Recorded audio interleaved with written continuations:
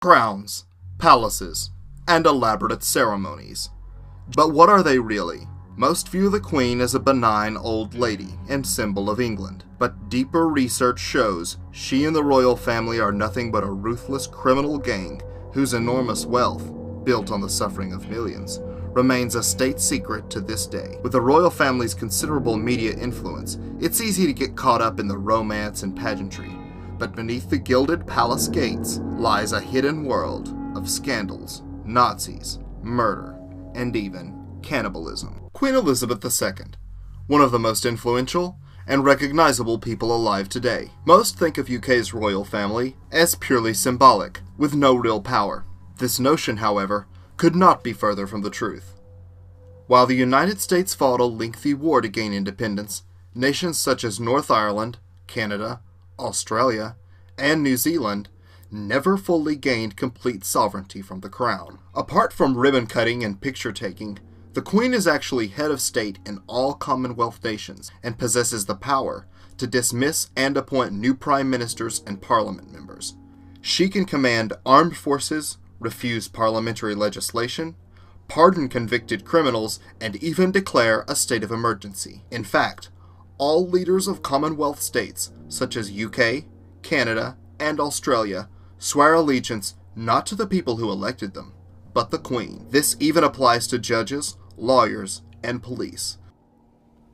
Mr. Speaker, the Queen commands this Honourable House to attend Her Majesty immediately in the House of Peers.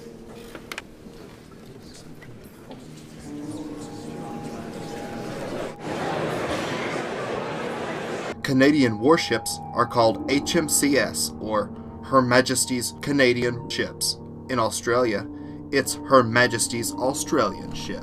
Canadian police are known as Royal Canadian Mounted Police. The UK Prime Minister even consults with the Queen once a week. No record is kept of these legendary meetings, despite their obvious influence on public affairs. The Queen is legally entitled to meet the Prime Minister once a week. If she can't meet him in person, she's allowed a telephone conversation. During these meetings, she's allowed to discuss anything she wishes, any matter at all. However, whatever she does discuss is kept completely confidential from the rest of the public. We do not have a right to know what she discusses on her behalf. With wealth comes power, specifically the power not to obey the laws of the land in the way that every other citizen of the country is required to do. The Prince of Wales Duchy of Cornwall is not, for instance, subject to planning permission or planning consent in the way that any other builder would be. This means that Charles can avoid fines of up to £50,000 that will be levied against anyone else breaking these planning laws. Every other landlord has to grant squatters' rights if they occupy land for 10 years. But for the Prince, that time limit is 60 years. Normally, landlords must allow their leaseholders to buy the freehold on a property. But not the Prince, who can hold leaseholders in that condition forever. The duchy only pays tax voluntarily and has free advice from government lawyers. It also benefits from exemptions that no other private sector body enjoys. For instance, Charles pays no corporation tax or capital gains tax on his business enterprises. As a reminder of her enormous power, Commonwealth nations even display the Queen on their currency. While many are unaware of such powers, most of those who are view these powers as emblematic. In reality, not only are these powers genuine, she has flexed this inherited power in the not-so-distant past. Australia, 1975. The government is hopelessly gridlocked on the new budget. With the clock running out, the government goes into shutdown, similar to the US shutdown in 2013. Except in this case, things ended much differently. Instead of a 2-week-long shutdown, the Australian Governor-General, acting on behalf of the Queen, dismissed and replaced the sitting Prime Minister. The next day, after the controversial spending bill was passed, he fired all of Parliament and held new elections to replace them. Not only does she have the power, she's not afraid to use it. Everyone knows the Queen is rich.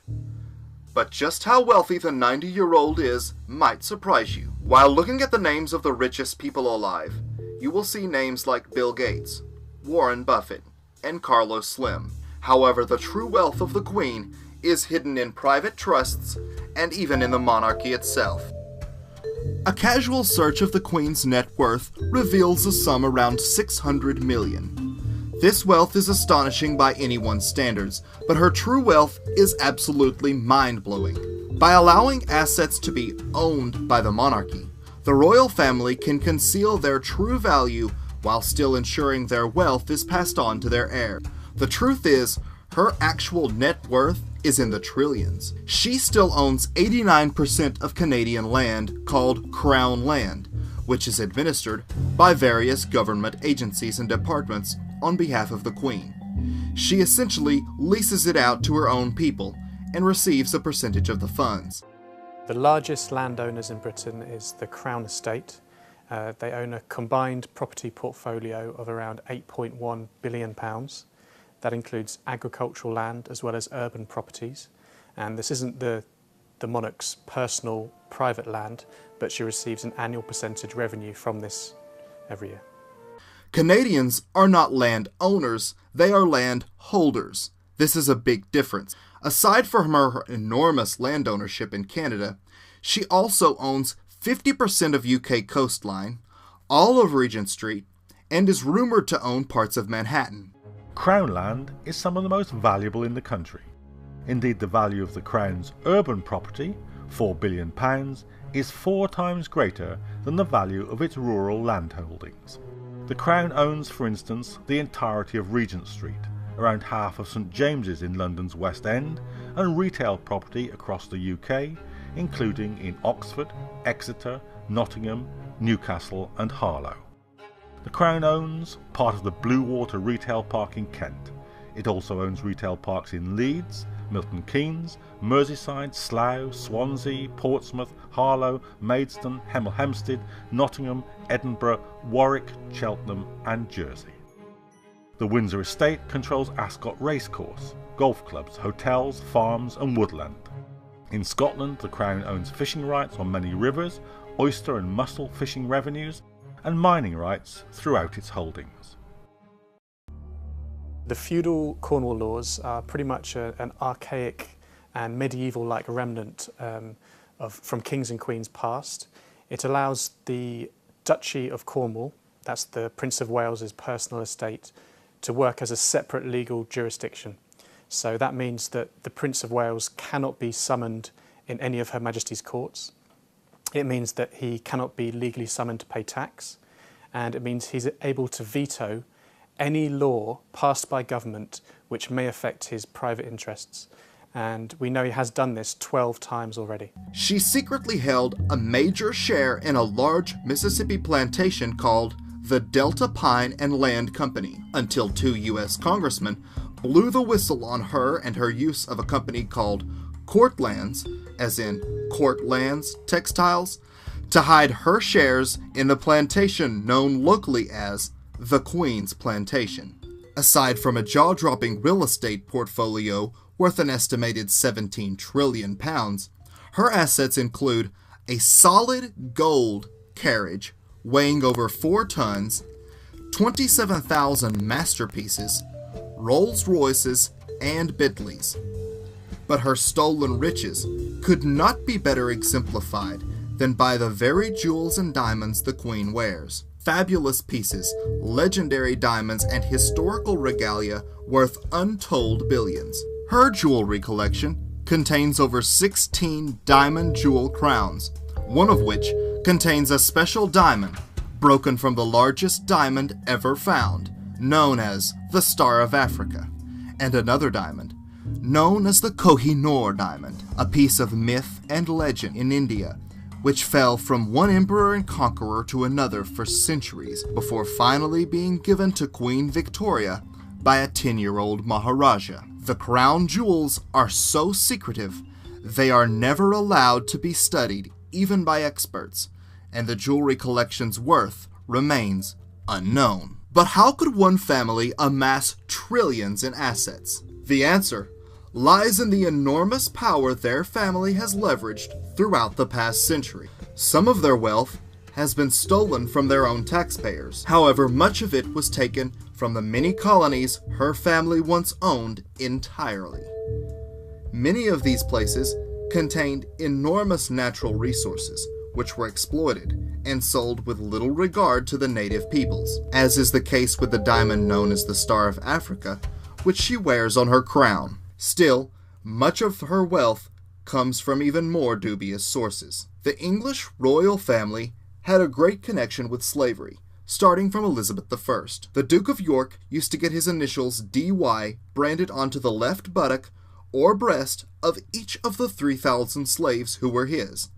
In 1624, the English colonized Barbados and St. Kitts, and approximately 23 years later, the first sugar from Barbados was sent to England. England captured Jamaica from the Spanish, and the slave trade had yet another place in which to thrive. Elizabeth I established the Royal African Company to facilitate the transport and sale of slaves, which would thrive up until the dawn of the 18th century. But the wealth they obtained from selling African lives would be chump change compared to the haul they would soon make on China. The royal family joined with the East India Trading Company to import into China. The number one import? Opium. The drug was illegal in China, though the ban was widely ignored. There were an estimated 12 million peasants addicted to opium. The authorities there called it a deadly poison ruining the minds and morals of our people. The British grew opium poppies in India. There they processed it in factories on a colossal scale. Finally, it was shipped to China and sold to smugglers. Almost 13% of the income of India under British rule was derived from the sale of good quality Bengal opium to British-run opium distributors in China. In 1839, the Chinese emperor decided he'd had enough. He ordered more than 1,000 tons of British-supplied opium to be seized and destroyed. The Opium Wars were about to begin. Britain's first ocean-going iron warship, the Nemesis, built in Liverpool, was sent out to take on the Emperor's navy. It helped destroy much of it in a single afternoon.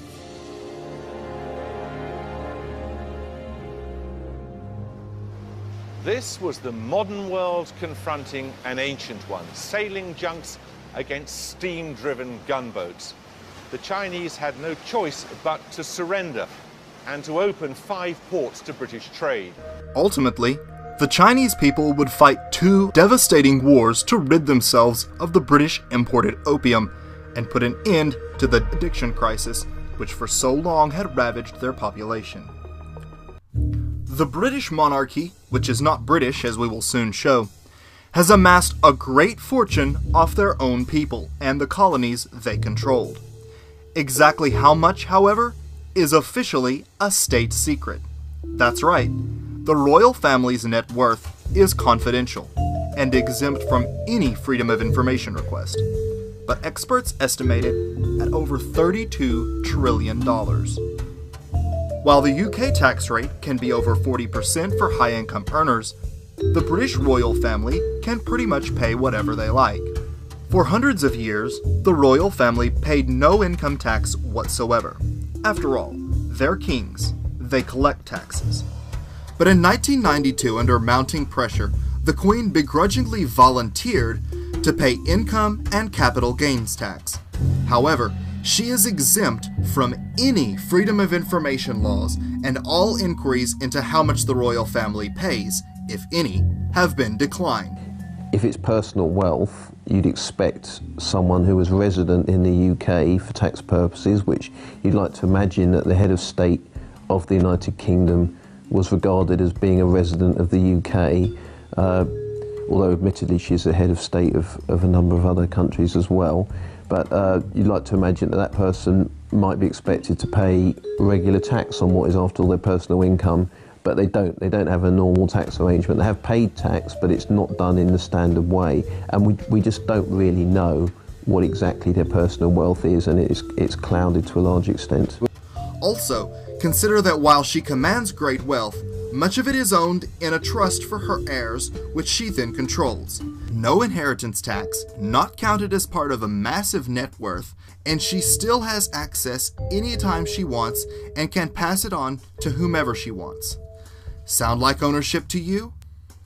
While they may not be so quick to pay taxes, the royal family is certainly not shy about collecting. There's a thing called the civil list, which is the money voted to them by Parliament to support the Queen and various of her relatives in their public duties.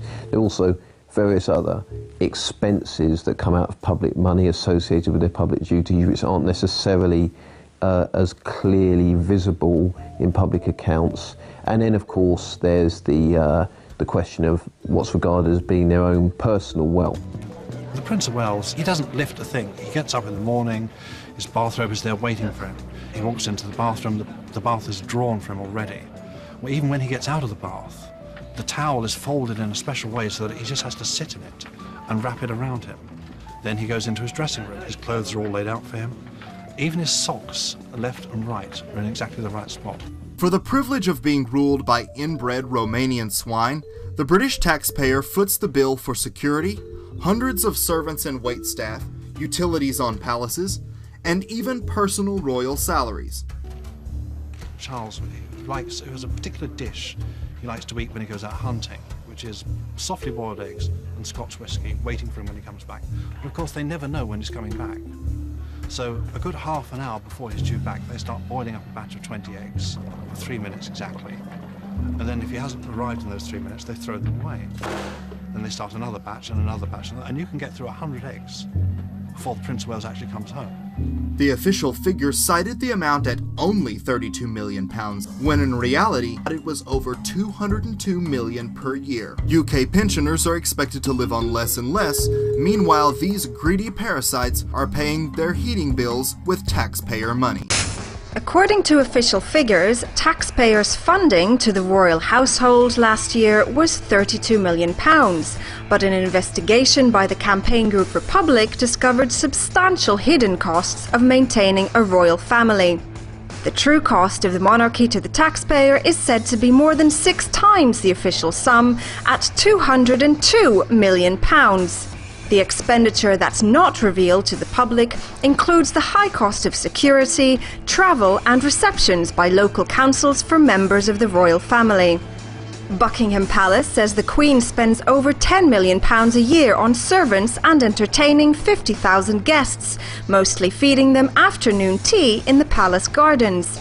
Taxpayers also pay the Queen £16 million for the upkeep of her palaces and another £4 million towards travel expenses. Their money comes really from 2 sources, mainly perhaps from us, from ordinary British people, and also from the income from the investments that they've stacked up from previous theft from ourselves and across the globe. So that's where their money comes from, and that's a very important arena of political debate. The Queen gets a great deal of money from the British taxpayer, and for me, at a time of austerity, that's a particularly gross distortion of where our money should be going.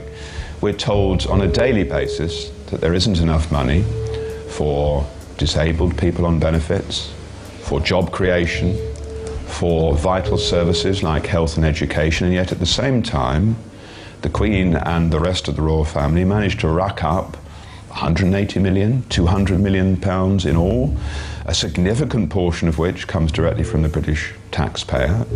And at a time when we're being told we have to cut back all the time, that seems to me extraordinary, that those people get that money with really no accountability or democratic control at all. There's also money, of course, that comes from previous looting and theft from ourselves, the great landed estates of the royal family, and of the plunder of empire. But that also is something which we should look at very carefully. That money should be used for the good of the people in Britain and of good of people across the world, I believe. Perhaps their true power and wealth would be better known if not for their favorite lapdog, the media. Sure, lately the royal family has been the subject of some scrutiny. Still, many mainstream news outlets continue to divert attention from royal scandals or do their best to stop them from reaching the royal family. The media collaborates in the cover-up. It collaborates in massaging the news in order to downplay anything which is critical of the royal family. Usually the monarchy can rely on the British press to keep silent on any embarrassing story about the monarchy. The royal family have a huge amount of influence over the press. They're extremely well connected, and the press pretty much acts as a universal cheerleader for the royal family. I think the royal family's influence over the press is considerable and has probably in a way got greater because the British media has become more and more obsequious, I think, over the last 20 to 30 years, much more reluctant to criticise, to expose what is going on inside the British establishment. Every charitable gesture or good work, on the other hand, is magnified. It is the work of PR experts, spin doctors, and the loyal royal correspondents. The media's sycophantic obsession with anything royal, royal weddings, royal births, only feeds the notion that the royal family matters, either politically or economically. The use, or as I should say misuse, of the media for political power is a tactic deployed by the propagandist social engineer Edward Bernays. Bernays felt that society was dangerous and must be manipulated by elite controllers. He is famous for being the man who got women to smoke. In the early 1920s, smoking was mostly for men, and some places even forbid women from smoking. Bernays, hired by tobacco companies to increase sales, famously paid female models to march in the 1929 Easter Parade, smoking cigarettes branded as torches of freedom. One of his primary tactics was to publicly pair politicians with various celebrities in a clever move to make people associate one with the other. This goes back to Edward Bernays 100 years ago, saying, look, to make politicians and royalty popular, we'll have Hollywood stars come to banquets and events with them. We'll have music stars. We'll have other people go there to basically make these elites be seen as celebrities themselves. Similar to how we saw the London Olympic Games begin with the Queen being escorted by Daniel Craig as James Bond. Television shows like The Royals capitalize on the public's obsession with royalty, but also perpetuate the notion that hereditary power is part of life, and even looks cool and trendy, when in reality, it is so 17th century. From the time we were children, movies glamorize royalty and portray them as something to be protected. A recent example is The Kingsman, in which an elite group of young wannabe spies compete to see which has the ultimate devotion to the crown. Elaborate tests are created to see if they are willing to die and even kill their own dog for the queen. Seriously? Give your own life for the king and queen, so what? They can hang out with pedophiles like Jimmy Savile, which I'll touch on in a moment? The movie The King's Speech was mostly a sympathy piece about Queen Elizabeth II's dad, King George VII, to distract from the fact that his brother, the would-be king, was a Nazi. See, the Crown Prince Edward VIII was a Nazi sympathizer. More on that later. But suffice it to say, he had to abdicate because he was a Nazi and he worked against the Allies during the war. The 2006 Oscar darling, The Queen, starring Helen Mirren, was nothing but one big propaganda piece for the royal family. After the death of Diana, the royal family's image was considerably tarnished, and rightfully so. They basically ignored her death and remained secluded in their Scottish castle. The Oscar-winning movie portrayed a very sympathetic view of the Queen and the royal family during these times, and it was even officially approved by Buckingham Palace. If only hated despots like North Korea's Kim Jong-un could have acclaimed actors like Helen Mirren portray them as sensitive and loving. But hey, they don't wear robes and shiny bling, what do they know? To the royal family, a wedding occasion is nothing but a big PR opportunity. 1 week until the royal wedding. This is exciting stuff. I mean, it's hard to, I mean, the energy is just palpable. Young couples get married, they're just hoping that some bank will be nice enough to give them a mortgage. Yeah. These folks have a number of palaces to pick from. NBC News is launching a free royal wedding app for the iPad. Long before the Kardashians, monarchies have been capitalizing on the public's fascination with romance and marriage like only a royal can. It pumps up all of the kind of bread and circuses nonsense, the Hello magazine type celebrity culture which surrounds them. So there's a royal wedding or there's a royal baby or whatever, and they turn it into a jamboree, which is like something out of ancient Rome or something out of medieval England. A completely kind of feudal sort of obsession with these extraordinarily rich. The contract with the BBC to film the wedding of Prince William and Kate Middleton stipulated that the footage could not be used for humorous or satirical purposes. Australian comedy programme The Chaser had to be pulled from the schedules because it breached that ban. They conduct these elaborate rituals to entice the public and send a message about the power of the crown. Elegant robes and crowns serve as a reminder of how powerful they are and how little and poor the people are. Much like the old days when barkers and messengers would carry the news of a royal wedding from town to town, national TV outlets carry minute-by-minute royal wedding programming. For most people, a wedding is the most interested they will be in anything royal. The marriage of William and Kate had expected 2 billion viewers worldwide, and US viewership was even higher than anticipated at 23 million viewers. That's 23 million Americans at 7 a.m. on the East Coast. The face value of this gigantic publicity stunt? $34 million. While that would be extravagant by anyone's standards, the royal family's wedding actually cost much, much more. In British tradition, aristocracy marries on a weekday to show they do not have to work.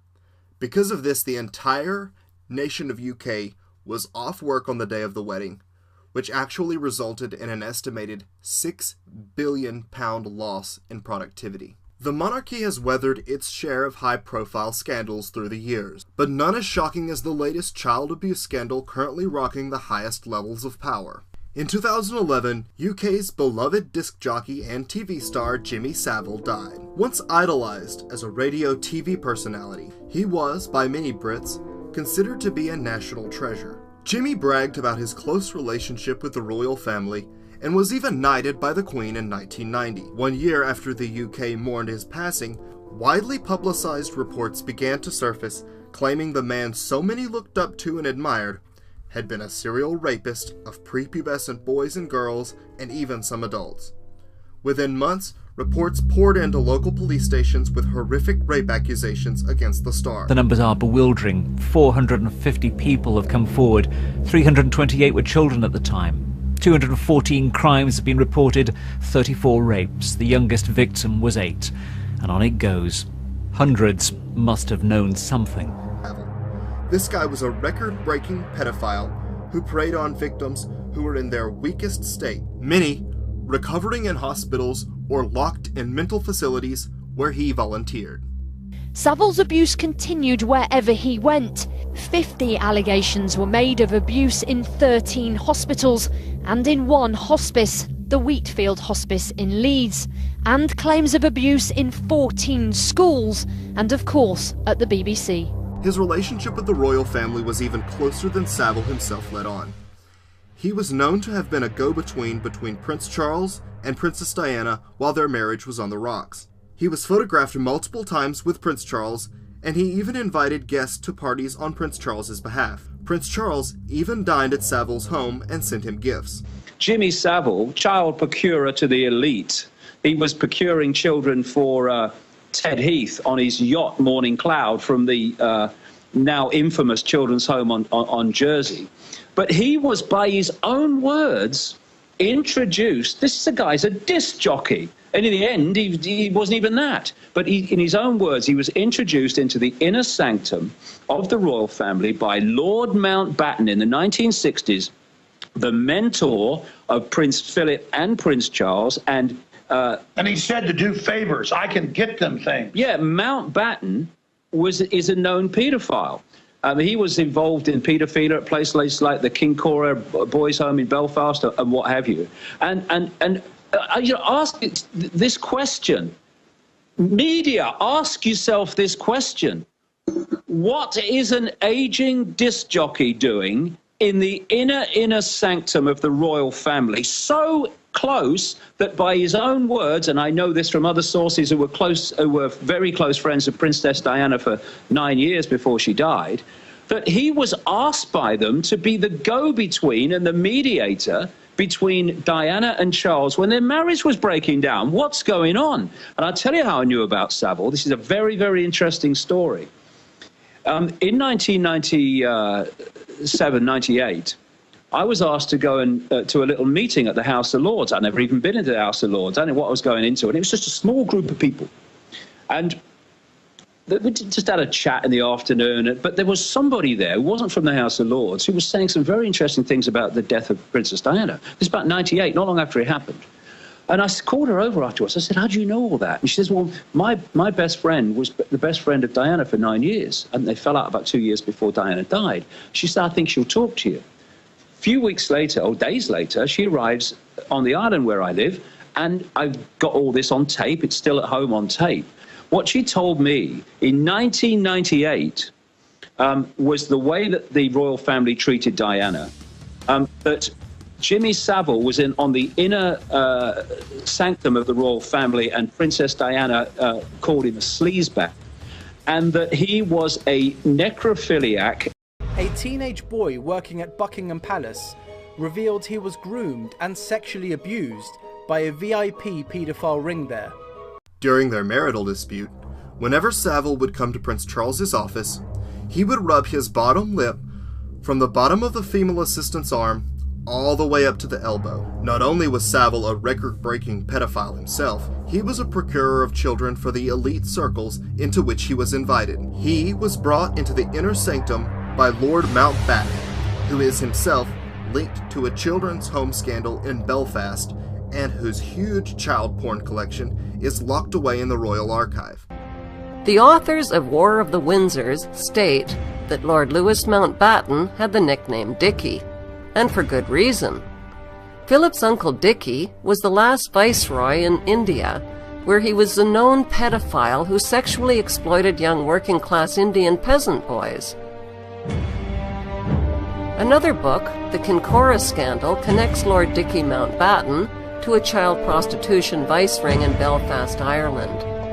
Authorities failed to intervene at the Kincora Care Home for Boys until 1981, despite reports over the years of child sexual abuse.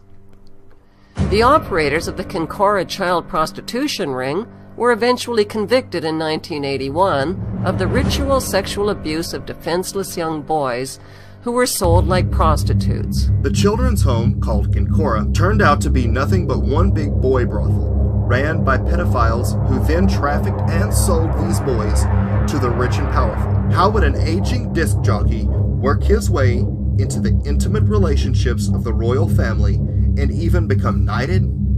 The truth is best put by the man himself. When asked about his relationship with the royal family, he said, "You see, the thing about me is, I get things done, and I work deeply."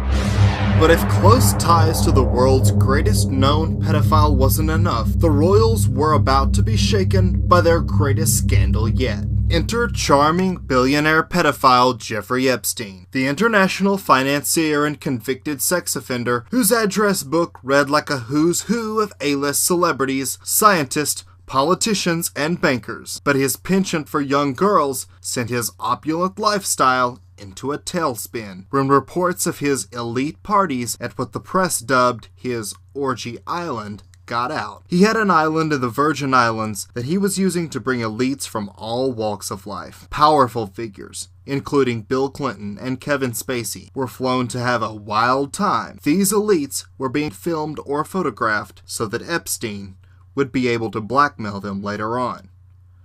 One of Epstein's closest partners in crime was none other than the Queen's son, Prince Andrew. In 2015, a photograph surfaced clearly depicting Prince Andrew with an underage girl. The victim claimed she was paid $400 to have sex with Prince Andrew. For this, she was groomed well. Epstein's assistant, who scouted the girls for Epstein, took the victim, Virginia Roberts, to buy new clothes and even a $1,000 purse, and remarked about her need to impress the prince. Epstein trained the girls to collect as much information as they possibly could. The victim described Prince Andrew's foot fetish to Epstein and noted Epstein appeared to be collecting private information about Prince Andrew.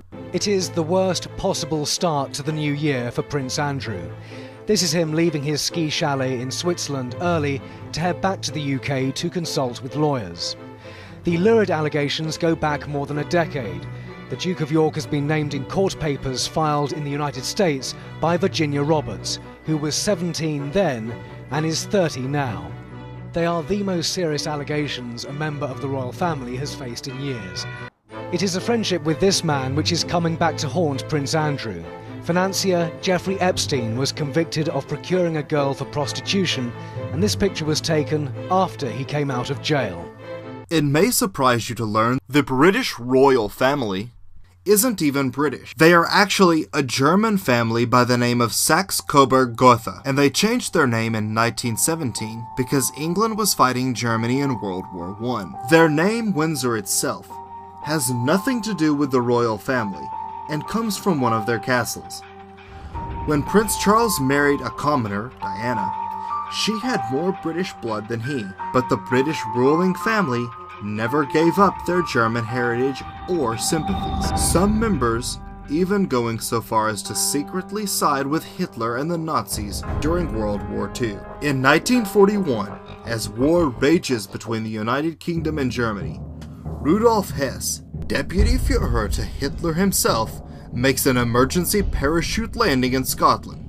With him are plans for peace between Great Britain and the fascist Nazi Party. Once discovered, he is locked in the tower for the rest of his life.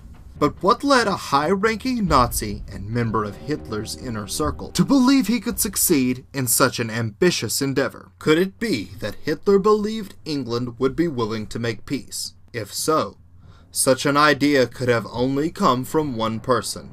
Edward VIII abdicated in 1936, supposedly to marry the love of his life, a man-crazed divorced actress portrayed in the movie The King's Speech. However, history shows a much darker motive. Monarchies across Europe had taken notice of the Bolshevik Revolution in Russia, which saw the death of the entire Russian royal family. As a result, many were quick to see fascism as a way of preserving the monarchy, and were likely to harbor Nazi sympathies. Pictures recently surfaced showing Edward and the Queen Mother teaching the future Queen Elizabeth II to do a Nazi salute. Edward was himself a Nazi sympathizer and met with Hitler right before the war in 1937, as Germany was preparing for an all-out assault on Europe. He posed for publicity photos with Hitler's closest henchmen, including Goebbels, Himmler, and Göring, as well as the Führer himself. He was to take over as king again should England lose to Germany and act as Hitler's puppet. The royal family essentially had all their bases covered. If they lost, Edward would be king with his divorced wife, and they, at least, would still be in power. Even after abdicating, he made pro-Nazi speeches critical of England's involvement at a press statement, in which he openly called for peace. When war first broke out between England and Germany, Edward was given a symbolic position within the Naval Intelligence Agency to make it seem as if he was doing something in regards to the war effort. But in reality, Churchill had to be careful and make sure Edward never received any real intelligence, otherwise it would quickly find itself in Nazi hands. Frustrated by deliberately being left out of the loop, he quit the intelligence department. Churchill then moved him around the world, from Spain to the Bahamas, to keep him away from the Nazis, where he could not do any harm to the war effort. Still, he managed to take a vacation to America in which he planned on meeting with President Roosevelt in order to discuss Germany's peaceful intentions. Roosevelt, however, would have none of it and even had the FBI tail the prince wherever he went during his well-publicized Miami excursion. For all their Nazi connections, you would think the royal family would try to distance themselves from the Third Reich as much as possible, but nothing would be further from the truth. Prince Harry created quite a stir a while back when he dressed in complete Nazi regalia to a party. A subtle tip of the hat to his uncle perhaps, but it was Philip himself who trained as a child in the Nazi youth and founded the World Wildlife Federation, a depopulation organization, alongside Nazi SS officer Prince Bernhard of the Netherlands. The boy is called Philip. His full name is Philip Schleswig-Holstein Sonderburg Glucksburg, and he grew up in Germany. He was raised amongst his Nazi in-laws, some of whom later became high-ranking members of the SS. His Nazi relatives then sent him to this school in southern Germany, where he studied for a while under the Nazi curriculum. Philip later recalled that there was much heel-clicking and shouts of Heil Hitler were compulsory. And here's Philip, in Darmstadt, in the heart of Germany, in November 1937, attending a family funeral for some of his Nazi in-laws. Marching in front of a Sieg-heiling crowd, this is Philip, next to Christoph, his SS brother-in-law, and Philip, his Nazi stormtrooper brother-in-law.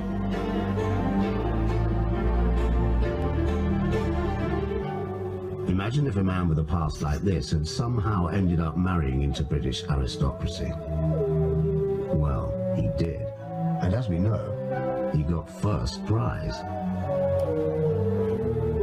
He became the Duke of Edinburgh, also known as Prince Philip, after marrying Princess Elizabeth, the future Queen of England. In fact, all of Philip's sisters married high-ranking Nazis. The British royal family has good reasons for admiring Hitler and the Nazis. The eugenics ideas that led to genocide and sterilization were based on them. Francis Galton, the progenitor of eugenics, studied the British royal family and concluded that their positions were the result of superior genes. These ideas led to mass sterilization in many countries across the West during the 30s, including the US. Today, scientists and global power brokers continue to push for depopulation, basically the extermination of undesirables, under the guise of overpopulation. The royal family is at the forefront of depopulation agendas worldwide. Prince Charles is a key voice in the overpopulation movement. He flies around the world lecturing developing nations about using too much energy. Meanwhile, he lives in a palace. He gives speeches where he can be heard saying things like, "Sanctity of life should be placed in balance with the need to live within the limits of nature. The earth can't sustain us all." Perhaps the most outspoken advocate for depopulation is the Queen's husband, Prince Philip. Prince Philip famously stated that if he were to be reincarnated, he would like to return as a deadly virus to kill as many humans as he can. Seriously, this is a serious comment made during an interview. In another interview he gave, he essentially said that large families should be curbed to control food costs. This man has an obvious hatred for humanity. The preface to one of his books is all about how he grew up on a hunting estate and how he learned at an early age the importance of culling the surplus population. He continues to give speeches extolling the need for population reduction around the globe. No member of the royal family caught the fascination and adoration of the public quite like Princess Diana. With her charm and grace, she captured the hearts of millions worldwide. Many, however, would be shocked to hear how she was treated by the royal family. Diana was, essentially, nothing but a well-kept broodmare, living in a gilded cage. Diana was chosen partly because she came from the right stock. Diana's father was the 8th Earl of Spencer, descended from the 5th Earl of Spencer, who was a groom of the stool. The groom of the stool is responsible not for stools like you sit on, but for stool as in feces. That's right, the groom of the stool was the person who wiped the king after he went to the bathroom. This is an actual position that existed within the royal court and continued until recently. It's called the groom of the stool. And a British lord follows the queen or king, depending on what it is around, follows them around, and they set up in this big cabinet, and they have to fly it around with her. This has been on the news. That's why they fly it around. They claim they stopped it in 1906, but deeper research shows they're just very quiet about it, and millions of pounds are spent a year to move this portable toilet around because it's got to be big enough. She goes up on a throne and craps. I'm sorry, this is real, folks. I'm not groom of the stool. Google it. And they wipe her fat butt. Aaron Dykes. And that's not some lowly chimney sweep either. That's in the British hierarchy. That's a lordly high up position, right? It has to be one of the top lords. This is the most coveted position. See, it's all about worshiping them. And then, I don't want to get into more detail, but then they pick with their bare hands with respect and examine it. And then every stool and every jar of urine, it's not put into water. That would defile it. Is stored, and all of the royalty stool going back over 500 years is stored. Now this came from France, And in French, it's just the French version of Groom of the Stool. So this disgusting bucket of pus, this maggot-ridden Nazi piece of filth, gets up there every day, and people wipe her disgusting hind end. Anyways, the point is yes, they had, well, their pus was so holy that came out of their festering wounds, it had to be sucked. And if by any chance you were interested in knowing how the king wiped his bottom, well, he'd actually got someone to sort that sort of thing out for him. He was known as the Groom of the Stool. The monarch's body was sacred. Only the most aristocratic hands were worthy to disappear beneath the royal buttocks. So the Groom of the Stool had a lot of power in exchange for his revolting job. Though as a career tactic, it gives a whole new meaning to brown nosing. OK, here's our retiring room, just adjacent to the King's bedchamber. Here's the box, which looks rather like something a magician might use, and in a way I suppose it is. Who's going to be the King? Your Majesty. So you do all the rest, right? Yeah, indeed. What you're sitting on now is a modern replica of a box that Henry VIII would have used on a daily basis. This stool is, in fact, like one in his inventory, 1547, after his death. The million-dollar question, do you actually wipe the royal bum? Well, of course, yeah, because you're not just a king, you are a divine body on earth. You are divinely appointed, therefore there's no Tom, Dick or Harry that touches your body. It has to be a trusted nobleman. So this is quite a high-status job. Oh, it's the highest job within the royal household. Amongst courtiers, you've got people like the Chancellor who are running the country. But within the palaces themselves, the Groom of the Stool is the most important next to the king. High status, but not that pleasant. Indeed so, yeah. Well, but Henry VIII created this body called the Privy Chamber after 1519, which drew its members from noblemen. So I'm one of a privileged few, and, you know, the royal backside is you know, all part of the job for me. And Henry would have been pretty crotchety, wouldn't he? An increasingly vicious person to be around. Of course, the closer you are to him, in a sense, the more dangerous it was. And Henry Norris, the Groom of the Stool in the mid-1530s, was implicated in Anne Boleyn's infidelities. So he hit the dirt. I'm going to have all this kit to hand, because although making the bed can be regimented every morning, your bowel movements can't. And, in fact, with other accoutrements, like this pewter little flagon there, and a bowl and plate, all these things are written down in what's called the Baby's Book of Nurture, which is a late 15th century book telling you how to take care of noble people. This is how to run a court. So I just give the shout. Yeah. There you are. Indeed, and with my diaper cloth draped over my shoulder. When you say diaper, is that like an American diaper? No. Exactly that. It's because it's woven in two ways. It's extra thick, and the diamond pattern is diaper. It's very good, very absorbent for the royal backside. But it was a pretty fat backside, wasn't it? It was. You were spreading a bit, I think, by the late 1530s. Heavy meat diet? Very heavy indeed, yeah. And do you know what I'd need to do? Probably administer an enema once in a while. An enema? And oh my God! Who needs friends when you've got enemas?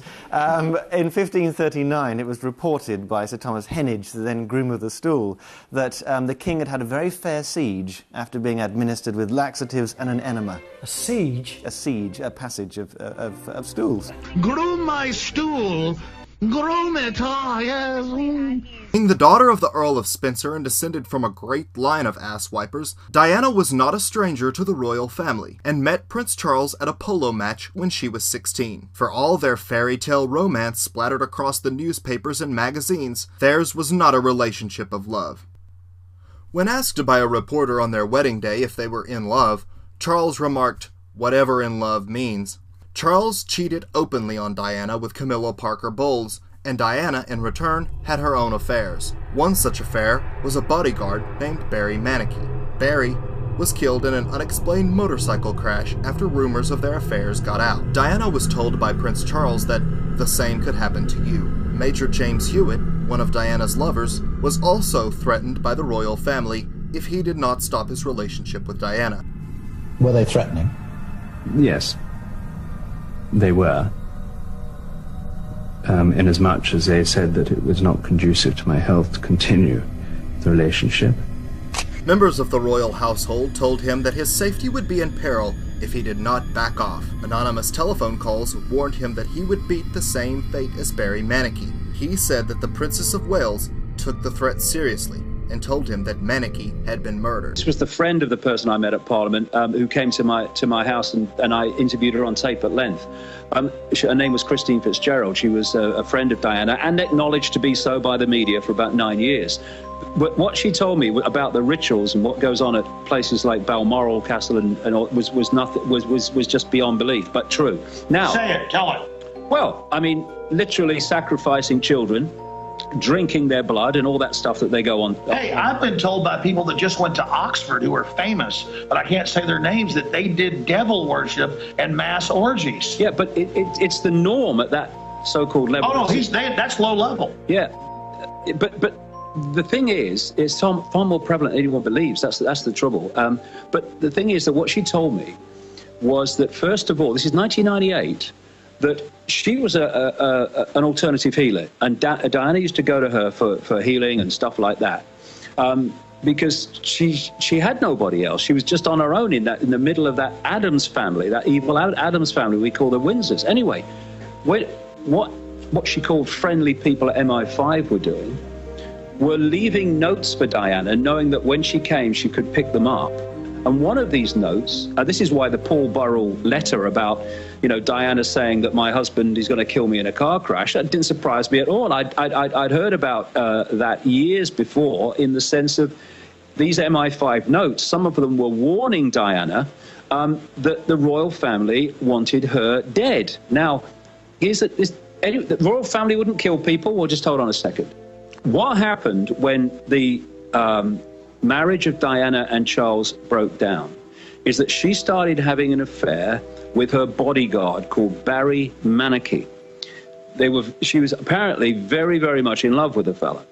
Then Barry Manicky dies in a strange motorcycle accident in which he was basically garroted across the road and pulled off his bike and killed. Now, it was said... And here's the headline, Daily Mail, Diana bodyguard killed for our affair. Yeah. What the official story was, that it was an accident. Anyway, this is what Christine Fitzgerald told me happened subsequently, sometime later. Diana came into her healing centre just near Regent's Park in London in an unconsolable state. She was sobbing. And it took some time to sit her down and calm her down and say, what's going on? Because as she was sobbing, Diana was shouting, they killed him, they killed him, they killed him. And what Diana then said is that earlier that day, hence the response, what she called Prince Charles's senior detective had said to her, because by this time, it's sometime after the death of the bodyguard, she was having an affair with a man now out and accepted in the open, with a guy called Captain James Hewitt. And she said that what had happened is the senior detective of Prince Charles had just said to her that the affair with Hewitt had to end, and if it didn't, he could end up like Barry Manicky, which is the bodyguard that's supposed to have been an accident. He was telling her they killed her. He also said to her in the same conversation, and don't think that you're not expendable either. And Diana told her the story whereby when she'd first heard about Manicky, Barry Manicky, was when she was with Charles in a limo being driven to the steps of an aeroplane, and outside were all the paparazzi. And just as they were about to get out, she said, Charles leaned across and said, pity about your friend, wasn't it? And told her with a smile on his face and an irony in his voice that Barry Manicky had just died. And so they killed the guy. I mean, that's what happens. And at the same time, this came out in the public arena as well, James Hewitt was being, he said in his own words, was being warned by what he called a senior member of the royal family that... And tell folks who that is. James Hewitt, he was the guy who had the affair later with Diana. And he said publicly that a senior member of the royal family had contacted him and said the affair must end, or in effect, they can't be, they can't say what the consequences would be. In other words, he was being threatened in the same way. The royal family, the Windsors, are an evil intergenerational bloodline.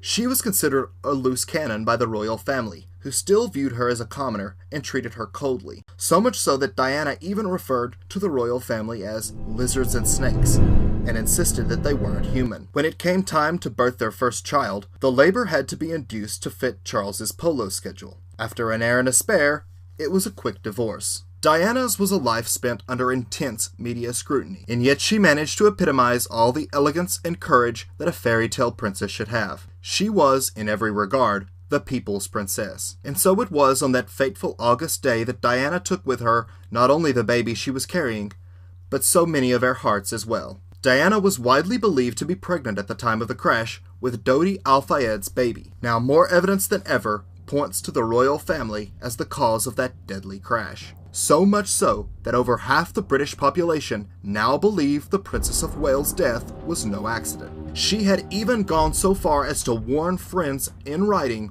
"I will be killed in a car crash set up by Charles." We know now that a bright light was deployed as her car entered the tunnel, which stunned the driver, causing him to swerve and strike one of the concrete columns. But Diana was not dead. Reports now show that Princess Diana was alive when the ambulance got to the tunnel. But once the ambulance arrived, it still took hours to get her out. Much speculation has been made about what was happening in that tunnel during those hours, but one thing's for sure.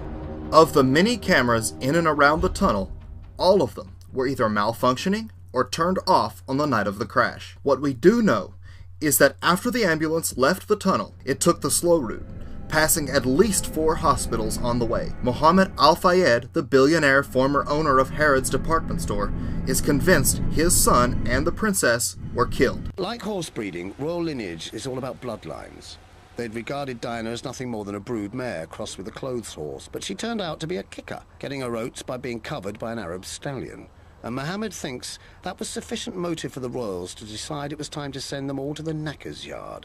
They have murdered my son and Princess Diana, and I put my finger straight to the gangster who ruling the country behind the scene, who is the head of the royal household, Prince Philip.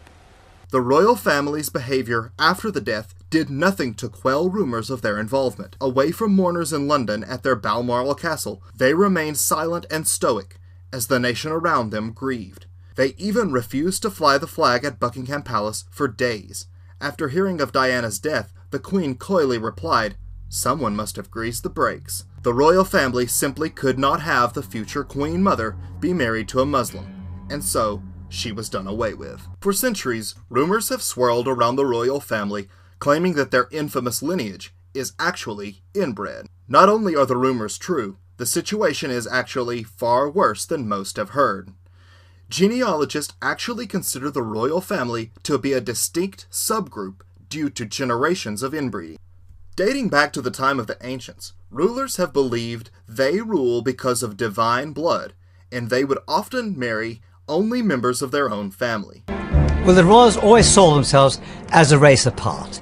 This is why royals married other royals, why they would never allow any marriage out of a royal family. It didn't matter if a princess was ugly or stupid or ill or anything. As long as she was a member of a royal family, this is really what was most important. The British royal family are no exception. Queen Elizabeth II is married to her second cousin, Philip, just as Queen Victoria married her second cousin. Charles and Diana were actually 11th cousins, as were William and Kate.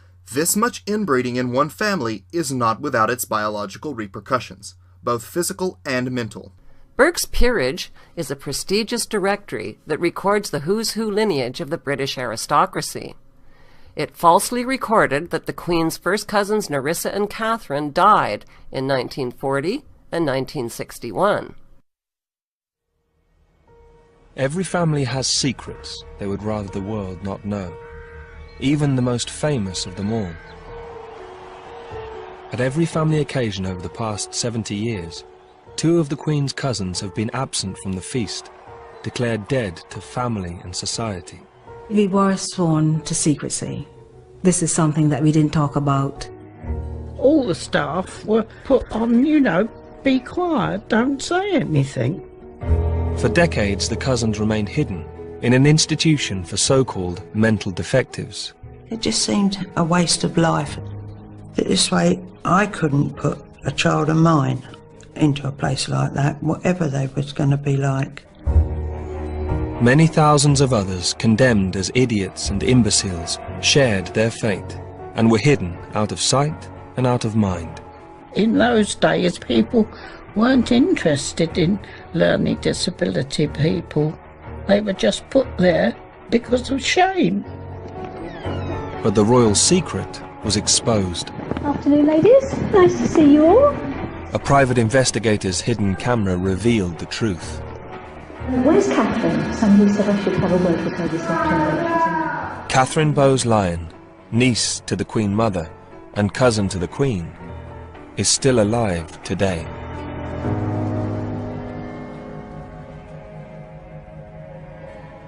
Sheila Rule had cared for Nerissa and Catherine for over a decade, and was one of the few to attend Nerissa's funeral. Well, at Nerissa's funeral there was no family present. It was only staff. And Catherine went. She didn't cry or anything, but she was quiet. She was quiet.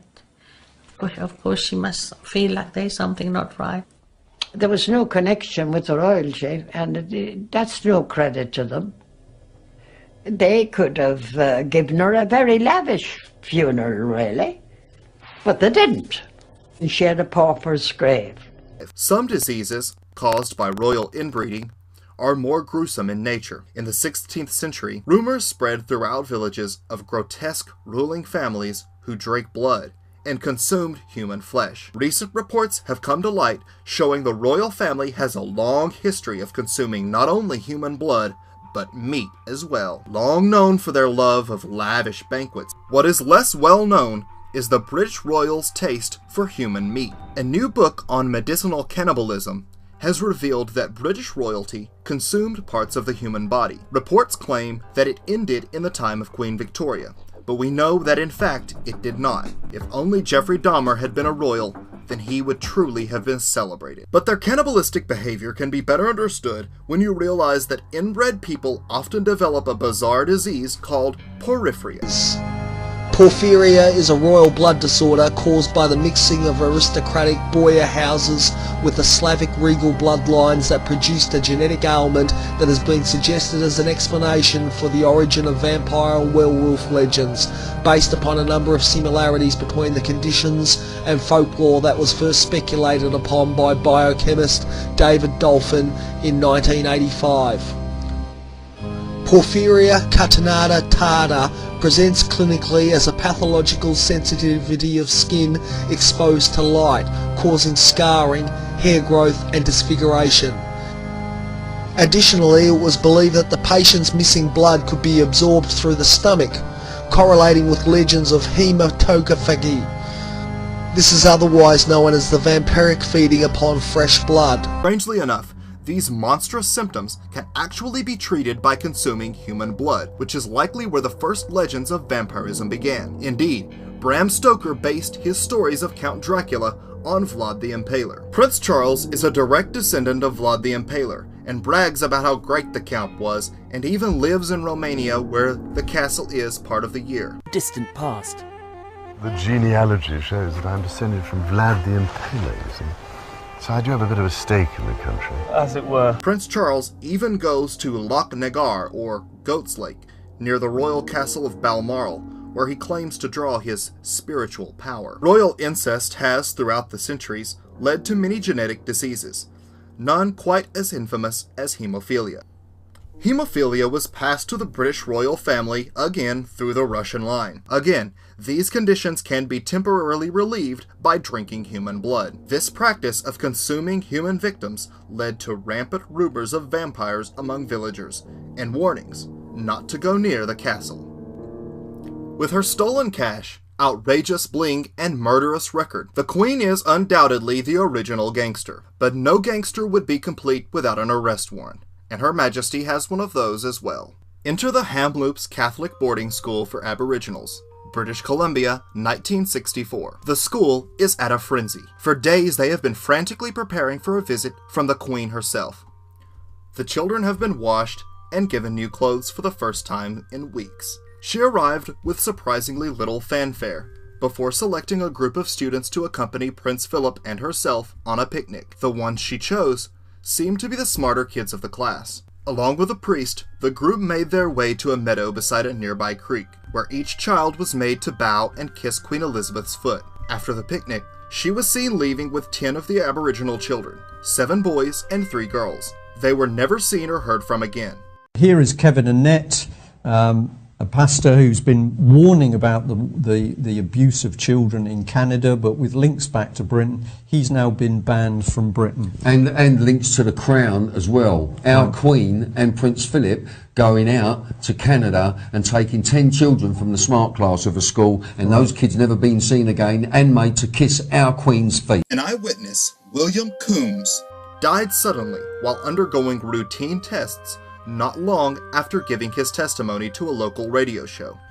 William Coombs shuffles into the Ovaltine Cafe on Vancouver's Hastings Street, Skid Row, with his few belongings stuffed in a backpack. He nods and smiles at me, for we haven't seen each other in weeks. "I've been drinking again, really bad," he begins apologetically, for he knows how much I rely on him, and how he relies on that reliance. "The memories again?" I ask. "Yeah, but it's like now I ain't got nowhere to talk about it. Not now, with your radio show gone. That was the way I got by, talking on the show." I nod, remembering with more than anger how his lifeline was severed so brutally. I say quickly, "I've got a new show, a blog radio program. You have to come on it." He looks at me wearily, then reaches into his bag and extracts a nearly empty bottle and swigs from it. We let the minutes tick by, hoping for something. Finally, William says, "Remember when the Queen came to our school? How she took away those 10 kids?" "Yeah, I checked on that. She was definitely in BC in the fall of '64. I remember their names, some of them, the boys." I pull out my notepad. "There was Harvey and Ralph Parker, Métis boys from Lytton. They were in the group taken away by the Queen and Philip after the picnic at Dead Man's Creek. 5 other boys went, and 3 girls. They were all in the smart group in school. The 10 children were never seen again." "Oh, you remember anything else, William?" I asked. He nods sadly.